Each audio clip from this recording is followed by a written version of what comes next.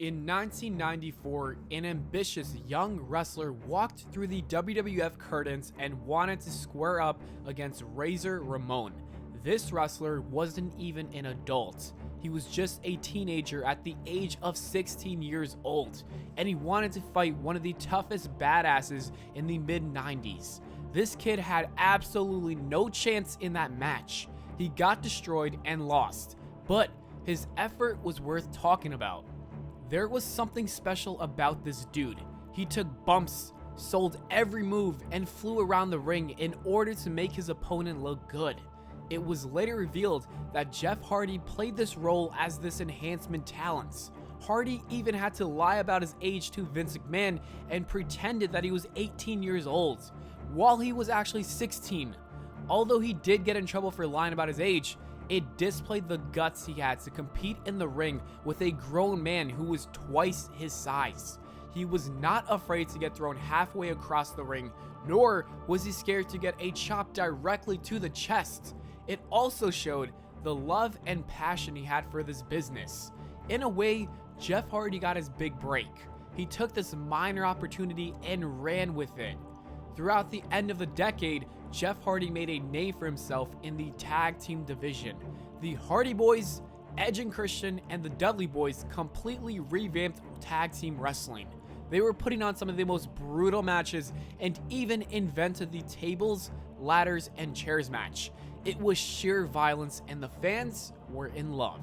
After breaking away from his brother, Hardy visited the singles division, and that's when we move over to 2002 when he was facing the American Badass, The Undertaker, for the WWE Championship in a ladder match on Monday Night Raw.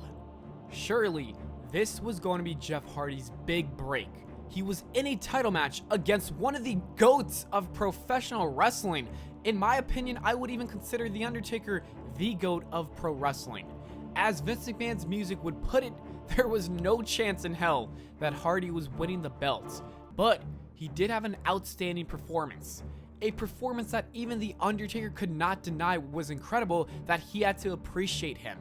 This instantly turned Jeff Hardy into a massive underdog and a fan favorite. Jeff was going to be a big player for the next decade in WWE, and that's when you insert his first roadblock. Unfortunately, Hardy was shortly released after this due to erratic behavior, drug use, refusal to go to rehab, as well as constant tardiness and no-showing events. Jeff was heading down a dark path and needed time away from the ring. Many of his fans were crushed at this moment and wished him a healthy future. For the next 4 years, Hardy went on to do his own thing, and he found success once again with TNA, also known as Impact Wrestling right now. The fans were well behind him, and he was becoming a household name again. Hardy was back on the right track and was ready for a WWE return. It was inevitable. He did indeed make that return when he confronted the WWE Champion Edge. Jeff was already back on the top of the WWE ladder. The crowd jumped out of their seats and were thrilled to see the charismatic enigma back on Monday Night Raw. In 2008, Jeff Hardy would finally become the WWE Champion after defeating Edge and Triple H in a triple threat match at Armageddon. That reign would only last about 5 weeks. Of course, WWE had to drop the ball as per usual. Thankfully, he was able to become champion again when he defeated Edge in a TLC match for the World Heavyweight Championship. And of course, he lost it in a few minutes when CM Punk cashed in the Money in the Bank briefcase. Those two would go on to feud with each other for the rest of the summer of 2009. Jeff Hardy became champion yet again, and people were ready to see a title reign that would last a little bit longer than a month. Unfortunately, the title reign only lasted 8 days, since Jeff Hardy was released again due to the same drug problems he had in 2003. This was a detrimental event that would change the future of WWE in my opinion. You see, during this time, Jeff was becoming one of the biggest superstars in WWE alongside John Cena. He was actually giving John Cena a run for his money as the top guy. That's why it was such bad timing. In today's video, we will be covering a timeline where Jeff Hardy never suffers from his drug addiction problem, a universe where Hardy never leaves WWE. So take a seat, grab some popcorn, and let's see the butterfly effects that would have transpired if Jeff Hardy was a part of WWE for the last 11 years.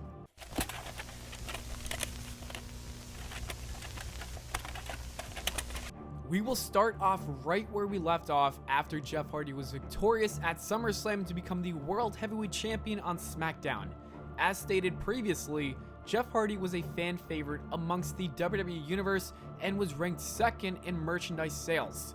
This is why I believe he was set to have a lengthy title reign. The fans were ready for him to be a top guy on the blue brand. Since there were rumors that CM Punk and Jeff Hardy were going to battle at WrestleMania 26, these two were most likely going to feud for the rest of the year. The only problem would have been that they were going to drag out their feud for too long. They already began fighting each other in June of 2009 and it was already September. That's when you implement a new element to this rivalry. That element is known as the Dead Man, the Undertaker.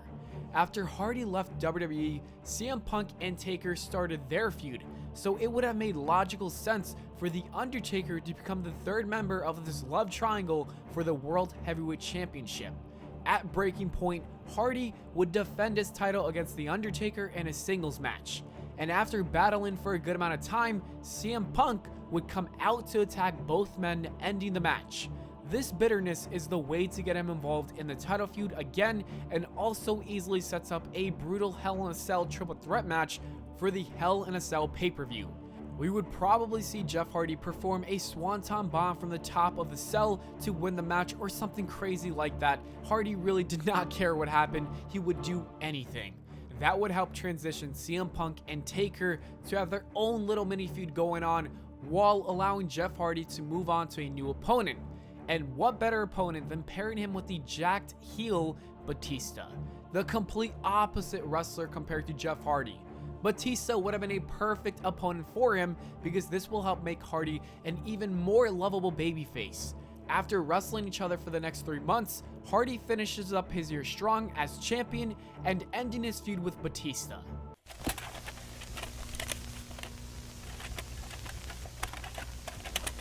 Now that we are in the first year of the new decade, Jeff Hardy needs a brand new opponent for the Royal Rumble. And with Edge making his epic return to win the Royal Rumble match, we'll use his opponent, Chris Jericho.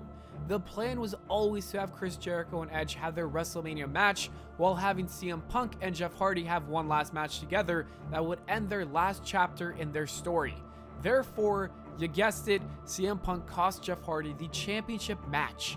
Hardy loses his title right before the biggest pay-per-view of the year, WrestleMania 26.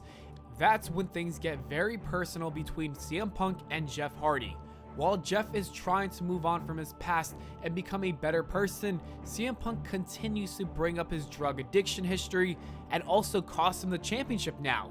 It now needs to end. At WrestleMania 26, Jeff Hardy and CM Punk will have an unsanctioned match with the loser leaving the brand stipulation. After destroying each other for roughly 20 minutes, Jeff Hardy defeats CM Punk and finally gets past his metaphorical and literal demon. Yes, I just compared CM Punk to a demon. What are you going to do about it? Jeff Hardy remains on SmackDown and wants to win back his championship. So for the next 2 months, the timeline is relatively consistent with the real universe, and Jack Swagger cashes in his money in the bank on Chris Jericho to become the World Heavyweight Champion. He defeats Randy Orton and The Big Show in the next 2 months to retain his championship. But at this moment, it's obvious that the title reign isn't going anywhere, and the fans are dying to see Jeff Hardy win back his belts. He didn't even get a proper rematch. That's why he wins the title back at the Fatal 4-Way pay-per-view. On a side note, whoever thought that was a clever pay-per-view should have been fired immediately. Anyways, Hardy is back on the top of the SmackDown picture as their world champion. Sadly, this doesn't last too long, and it's a bittersweet title run for Jeff Hardy. It's very obvious that WWE never believed in him as a top star at this time, even though the fans loved him. The company would move forward with their Kane, Undertaker and Edge storyline plans. Hardy loses the title in a month at Money in the Bank when Kane cashes in his Money in the Bank. For the rest of the year, Jeff Hardy really doesn't accomplish too much. He has many feuds. The only thing to note is that he's slowly becoming more and more upset in his storyline character. His character might be hinting at a potential heel turn in the near future. I am not too sure about it. We'll see in the next years.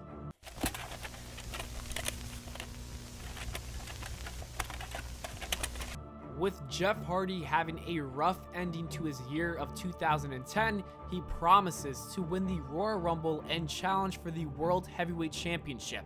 The fans get behind him again since he's on a losing streak and people are becoming sympathetic towards him. They wanted him to become champion again. And at the Royal Rumble, Hardy wins and will go on to challenge Edge in a singles match at WrestleMania 27. To be honest, if Hardy was still around with WWE around this time, and he was still as popular as he was, he'd most likely win this Rumble instead of Alberto Del Rio.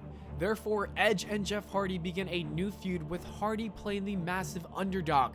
This basically makes Edge the heel of the rivalry. The story will revolve around Edge making sickening remarks towards Hardy and his past. He would say things about his drug problems like everyone does, and how the fans always feel sorry for him. That's why they cheer for him. They are all losers just like him. Some heel gibberish like that. Hardy will retaliate against him by talking about his difficulties and challenges he's had in his life. It makes him human, it makes him stronger, and he will forever fight to become a better version of himself. Life is hard, and it's about getting up when you get knocked down. That's the babyface type of things he will probably be saying. At WrestleMania 27, Edge defeats Jeff Hardy to remain as the champion. This is a heartbreaking loss for Jeff Hardy. Every single time he gains any momentum, he loses the big match. He feels like the ultimate failure. He can never get the job done. This leads to a critical downfall for him. In the storyline, he will be getting away from TV. WWE will report that he just walked out of the company. Hardy could no longer take all the losing. And if you were wondering, yes, this match at Mania means Edge never suffers an injury because he never speared Brodus Clay, and that spear was the reason why he was forced to retire. Anyways, Jeff Hardy stays away from April all the way through July of 2011. On the Raw after Money in the Bank, CM Punk celebrates his championship victory. When he celebrates, Jeff Hardy makes his epic return to brutally attack CM Punk.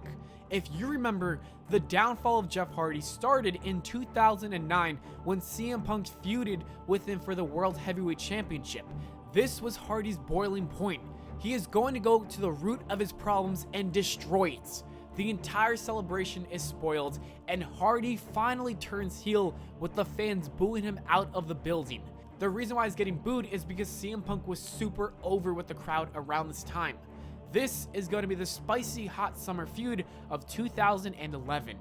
Take away all the John Cena, Triple H, and Kevin Nash nonsense. That was just terrible. Moving forward, and Jeff Hardy gets a completely new look. No more face paint, no more fireworks, and no more bright colors. Just an angry man looking for vengeance. Hardy will be speaking out for the first time after attacking CM Punk. He will be discussing how he's sick of the fans who move on quickly. He agrees with Edge, who said they only cheer for him out of pity, and that he wants to kill two birds with one stone by attacking CM Punk. First, he is the man that derailed all the momentum he had in his career. Secondly, he wants to take down the fans' beloved superhero, CM Punk.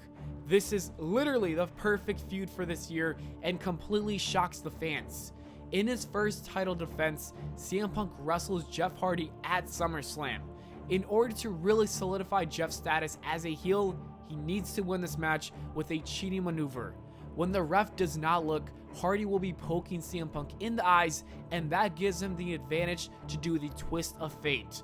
And if you're wondering, he does not do the Swanton Bomb anymore because he doesn't want to entertain the crowd. Hardy cheats, Hardy wins, Hardy becomes a champion. It pushes the feud forward, and these two are only going to get started. They will be feuding for the rest of the year, flip-flopping the championship back and forth. I personally don't usually like it when they treat the championship like a hot potato, but it makes sense to make them feel like they are on the same level and make them look really strong. They are literally neck and neck. Hardy has the championship at the end of the year, and CM Punk doesn't have any more rematch clauses. At this point, Jeff Hardy is a coward champion and no one likes him. People just wanted to see CM Punk beat his punk ass, pun intended.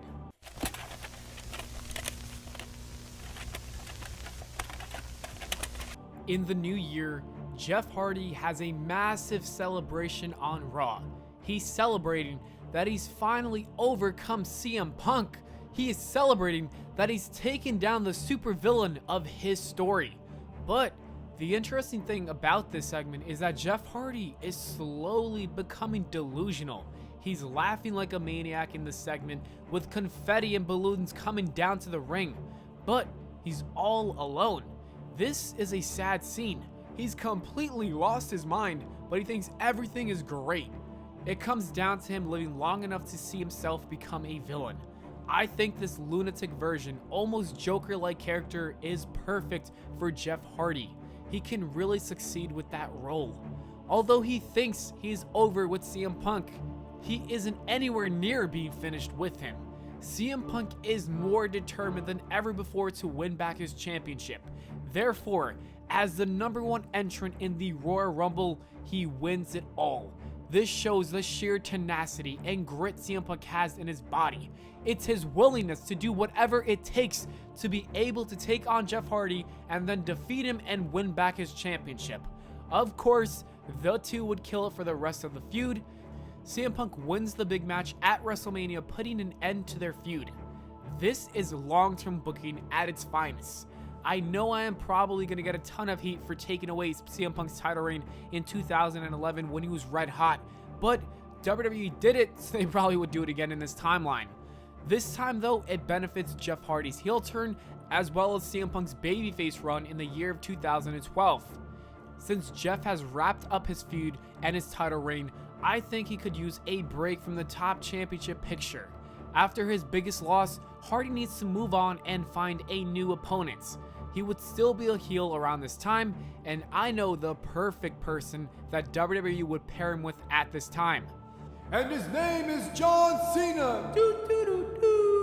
John Cena was WWE's golden child around this time. The man even defeated Brock Lesnar at Extreme Rules in his return match after taking a break for a decade. Anyways, John Cena's year is going to be completely different. We do not have to worry about John Cena versus John Laurinaitis. Hardy will be feuding with John Cena following this loss. The two will have a match at Extreme Rules. After some crazy spots, Jeff Hardy and John Cena are exhausted in their street fight. This is when John Cena prepares his 5 moves of doom, only to be F5'd out of nowhere.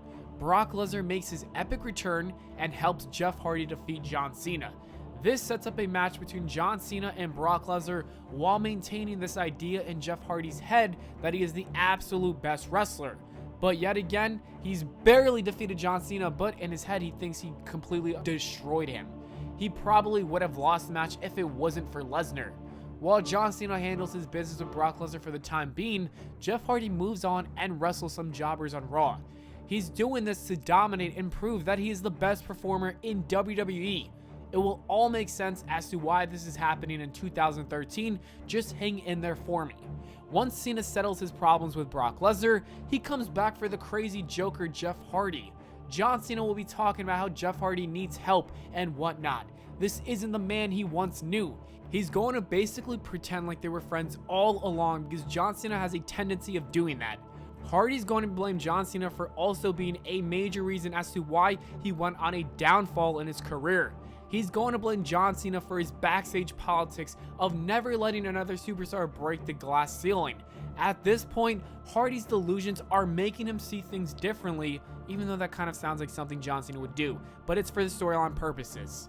In their big blow-off match, Jeff Hardy takes on John Cena in a singles match, and after going back and forth for about 15 minutes, John Cena starts to collapse. Jeff Hardy quickly covers him for the pin, and everyone is completely dumbfounded. What happened to John Cena? The doctors take him away and everyone is confused. It turns out this crazy and psychotic Jeff Hardy literally poisoned his protein shake before his match in the locker room. You know John Cena always has a protein shake before anything he does because John Cena is just big like that. So basically, Jeff Hardy tried to murder John Cena. This works for the storyline because it adds more to Jeff's insanity while developing the story of John Cena having the worst year of his life, which will set up the twice-in-a-lifetime match with The Rock. It's getting to a point where Jeff Hardy is literally done. His mind is gone. He lost it. That is the end of this wild year.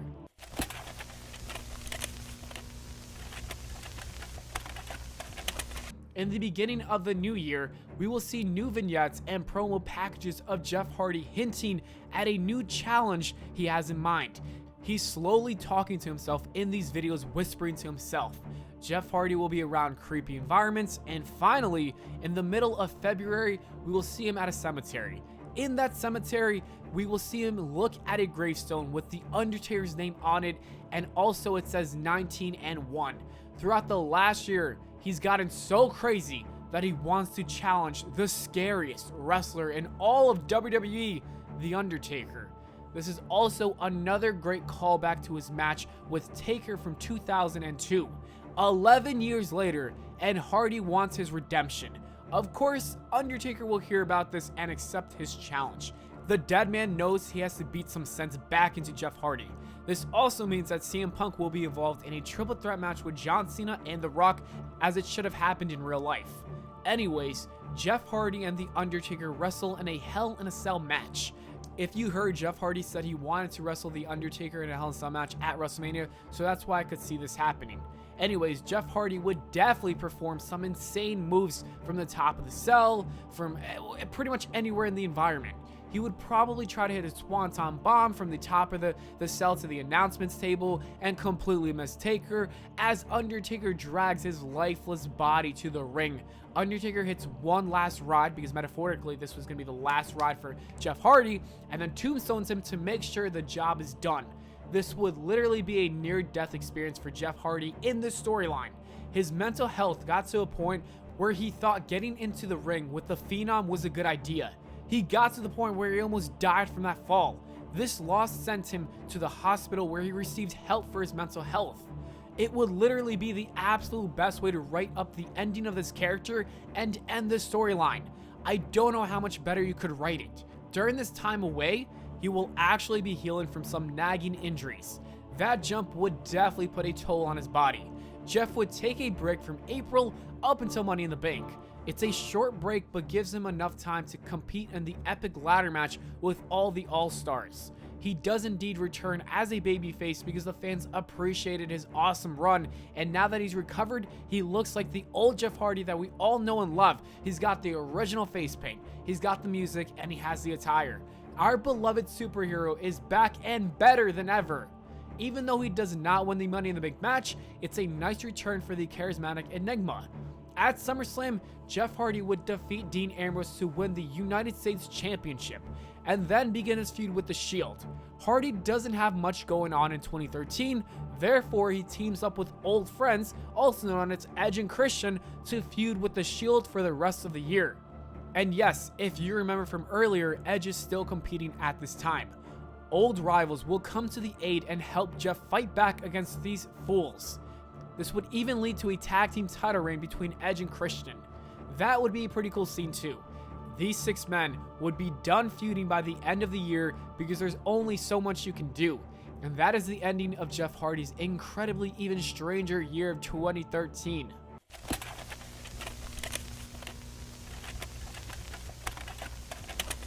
Now that Jeff Hardy is back to being a babyface and in singles competition, he won't be doing too much in the beginning of the year. He will be in the Royal Rumble match and get a surprising elimination after he throws out Bray Wyatt. Although this seemed like a perfect idea, eliminate someone out of the Royal Rumble, it was actually terrible for Jeff because he pissed off the wrong guy. Wyatt gets back in the ring and destroys Jeff Hardy and just leaves him in the ring. Someone else quickly gets in the ring and tosses Jeff Hardy outside the ring, and Bray Wyatt will basically kidnap Jeff Hardy. The entire storyline between these two leading up to WrestleMania will be Wyatt trying to make Hardy become that crazy psychopath he once was. He wants Hardy to join the Wyatt family and become the wild card, a part of the group.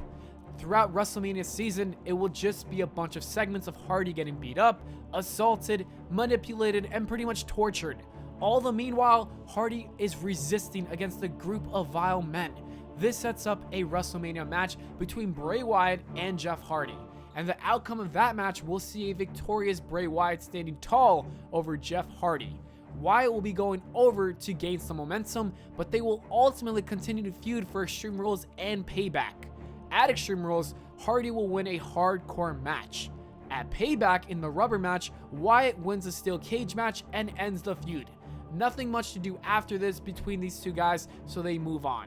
At Money in the Bank, Jeff Hardy competes in the Money in the Bank match for the WWE Championship with the likes of John Cena, Edge, Randy Orton, and other previous world champions. Hardy does not win this match. For the rest of the year, Hardy enters the Intercontinental Championship picture.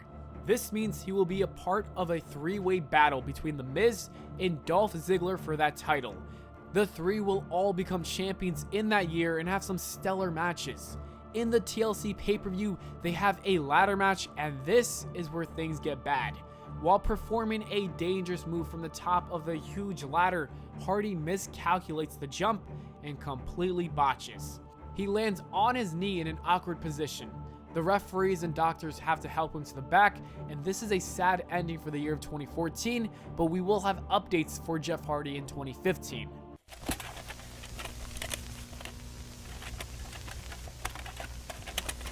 In 2015, WWE will make an announcement that Jeff Hardy has unfortunately tore his ACL, MCL, and meniscus in his right knee and will be out of action for the foreseeable future. And if you're questioning why I am including an injury in this what if, it's because I want to be realistic. Jeff Hardy does high-risk maneuvers. Since he is getting older in this timeline, he can't do some of the things he was able to do when he was younger, and an injury seems like a realistic thing that could happen. Jeff Hardy recovers from this injury for an entire year. He doesn't compete in 2015, but something interesting does happen in this year. While he's at home working on his WWE return, he talks to his brother, Matt Hardy. Matt pitches him an entire broken universe idea. Jeff instantly falls in love with it and tells Vince McMahon and WWE creative all about it. Although McMahon isn't sold on the idea and he's not a fan of it too much, he's a fan of Jeff Hardy and allows him to go through with his ideas because he doesn't have anything else going for Jeff. Therefore, when Jeff is ready to return to action in 2016, they begin to plant the seeds for this feud, and that's when we jump to the next year.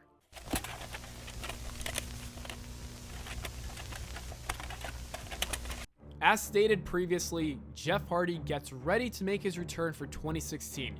However, WWE must first plant the seeds of the broken universe with Matt Hardy. Therefore, they set up his return first with vignettes and promo packages. Matt appears on WWE television calling out his brother doing all the weird broken stuff he did in real life. It's unclear if Vince McMahon would be a huge fan of this angle since it isn't his creation, but he gives them 3 months to make it work. After Matt Hardy keeps calling out Jeff Hardy, he finally returns to confront his older brother. The two begin their long feud, and for the first 3 months, they're actually killing it. Ratings aren't drastically improving because one segment on a 3-hour show does not improve anything. It does not do wonders. But the fans are appreciating the storyline and showing all their love and support on social media. The engagements on YouTube, Twitter, and Instagram are through the roof. This proves to Vince McMahon that they are clearly making their storyline work, and he allows them to continue. At WrestleMania, they have a singles match. At SummerSlam, they have a brawl at the Hardy compound, which would be the final deletion. Jeff Hardy loses the match and gets deleted. We don't see Jeff Hardy on TV for a couple of months, but he returns as Brother Nero. This sparks the beginning of their new tag team, the Broken Hardy Boyz. They enter the tag team division, starting a feud with the brand new tag team champions on SmackDown, the Wyatt family. At the Wildcard SmackDown show, Broken Matt and Brother Nero become the tag team champions, defeating Randy Orton and Bray Wyatt. This is a nice storyline that will keep Jeff Hardy really fresh.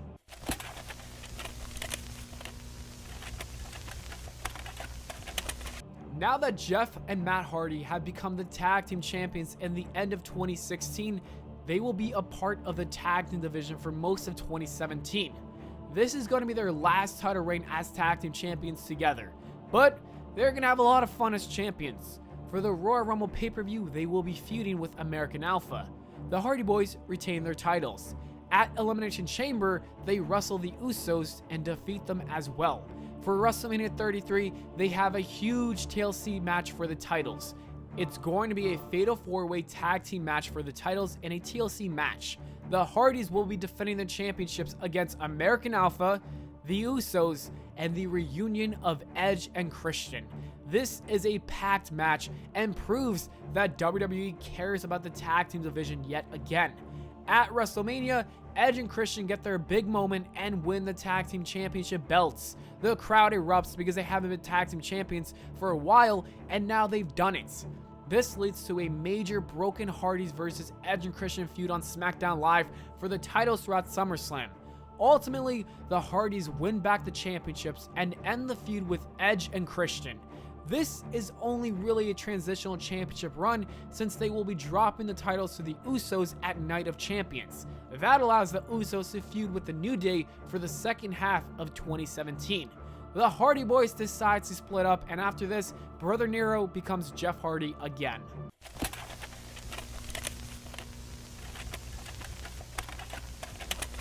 After leaving his tag team partnership with his brother, Jeff Hardy enters the WWE Championship picture one last time.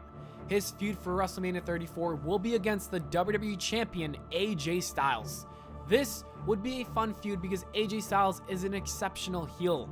The entire feud can revolve around Jeff Hardy having self-doubt about his career. Is it too late for him? Is he too old? Should he retire? AJ Styles calls him a washed-up talent who needs to retire, even though AJ Styles is the same age. He's going to be talking about how they are the same age, but he's in much better shape than Jeff. That's where AJ lets his confidence get to his head. At WrestleMania 34, Hardy gets a huge upset victory and becomes the WWE Champion again. Since this is going to be Jeff Hardy's very last WWE title reign, he will get a good farewell tour as the top guy. This includes continuing his feud with AJ Styles and remaining as champion. After that, he will be starting a new rivalry with Shinsuke Nakamura, and he'll end up winning that feud as well. That would go through SummerSlam. By October, Daniel Bryan will now be inserted as Hardy's newest feud. I think the same thing would happen with Bryan turning heel and destroying Jeff Hardy to become the planet's champion, and that would be it for Jeff's very last title reign. It would be a bittersweet moment for him and a nice lengthy title reign that he never really got.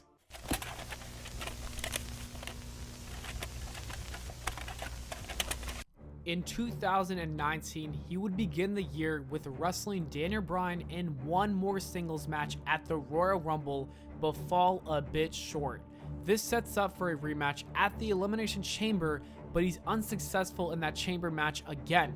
Mustafa Ali also never gets hurt in this timeline, which means that Kofi Mania never happens. That's a pretty heartbreaking moment because Kofi Mania was really special. Mustafa Ali instead defeats Daniel Bryan at WrestleMania, but that's besides the point. As for Jeff Hardy, he will be feuding with Randy Orton this year. Basically, his feud with Randy will be happening this year in SmackDown, and it will lead to a fun WrestleMania match where Orton is victorious. It is nothing too special. After wrapping up his feud with Randy Orton, Jeff Hardy will be starting many feuds with people on SmackDown. This includes the likes of Samoa Joe, Rey Mysterio, and Finn Balor. Those four will play a role in the Intercontinental Championship division on SmackDown. It's going to make for some fun feuds and will help make that championship feel a little bit more prestigious. Finally, during the 2019 draft, Jeff Hardy will be moving over to Raw since he was selected by the brand. He would most likely have a very mini feud with Brock Lesnar for the WWE Championship. Throughout the year, aside from putting over Brock Lesnar as a monster, Hardy doesn't do anything else that's worth mentioning.